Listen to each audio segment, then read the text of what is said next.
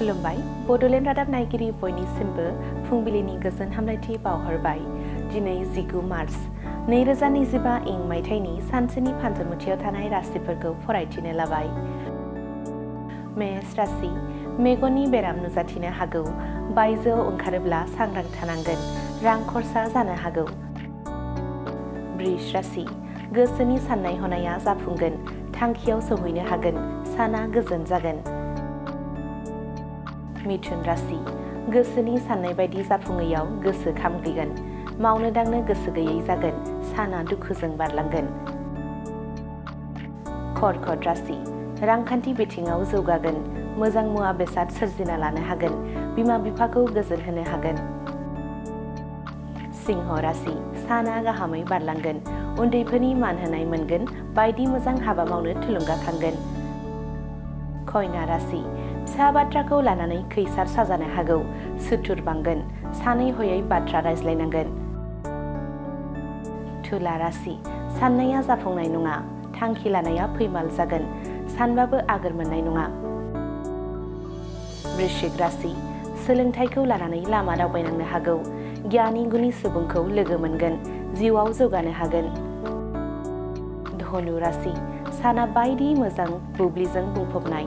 साननाय बायदि खामानि जाफुंगोन। रंजा बाजायै साना बारगोन। मकर राशि फरायनायाव हेंथा नुजाथिनो हागौ। आनजादाव उथ्रिनो गोब्राब जागोन। दुखुजों खर' हमगोन। कुम्भ राशि न'खरनि सुखुहानि जागोन। गावजों गाव नांलाय खमलाय जानो हागौ। गोसोखौ हमथानानै सोलिनांगोन। मीन राशि नाजानायाव जाफुंसारगोन। मोजां फिथाइ मोननो हागोन। साना रंजा खुसियै बारलांगोन। दिनैनि राशि फरायथिनाया एसेनोसै। बेजों लोगोसेनो दिनैनि साना बुहुमनि साफ्रोमबो सुबुंफोरनि थाखाय गाहाम जाथों बेनि थाखाय बड'लेण्ड रादाब नखरनि जानानै इसोरनि खाथियाव आरज गाबनाय थाबाय। गोजोन्थों। थाखो 5 आरो मेट्रिक आनजाद उथ्रिसार जागोन फरायसाफोरनि थाखाय गोजोनथाव रादाब। गोनांथि आरो मोजां खाबुफोरखौ लानानै गुन गोनां सोलोंथाइ होनो नोंथांमोनखौ नेनानै दङ बड'लेण्ड स्टार एकाडेमि क'क्राझारआ। 2024 इं मायथाइयाव क'क्राझार थिथागुरि समबाय मावख'नि साखाथियाव गोदानै गायसनजानाय बड'लेण्ड स्टार एकाडेमि क'क्राझाराव 2025-2026 सोलोंथाइ बोसोरनि गोदानै मुं थिसननाया सोलिगासिनो दङ। बड'लेण्ड स्टार एकाडेमियाव 6 थाखोनिफ्राय 9 थाखोसिमनि फरायसाफोरा बर' बिजोङाव आरो 11 थाखोनिफ्राय 12 थाखोसिमनि फरायसाफोरा बर' बिजों आरो इंराजि बिजोङाव मुं थिसननो हागोन। बेनि थाखाय आरज बिलाइ आरो पान्डुलिपि बिलाइगासिनो दङ। 11 थाखोनिफ्राय 12 थाखोसिमनि फरायसाफोरनि थाखाय आखा-फाखा आरो रोंगौथि गोनां फोरोंगिरिफोरखौ लानानै साइन्स, कमार्स एन्ड आर्टस मोनथाम स्ट्रिमनि सायाव फरायसाफोरखौ गुन गोनां सोलोंथाइ होनानै बायदि बिथिंजों सोरगिदिं जौगाखांनाय लाबोनो साखाफारा क'क्राझारनि थिथागुरियाव थानाय बड'लेण्ड स्टार एकाडेमिया।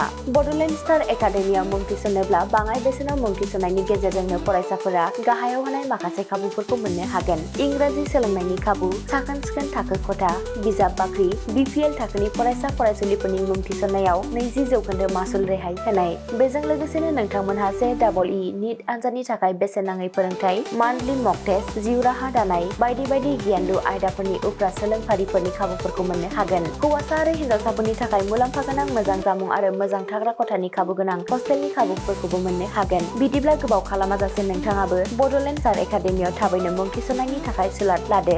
आबुङै मिथिनो थाखाय जानबुं अनजिमा 6000349997 एबा 7638008149 एबा 6003494371 आव फोनांजाब खालामदो।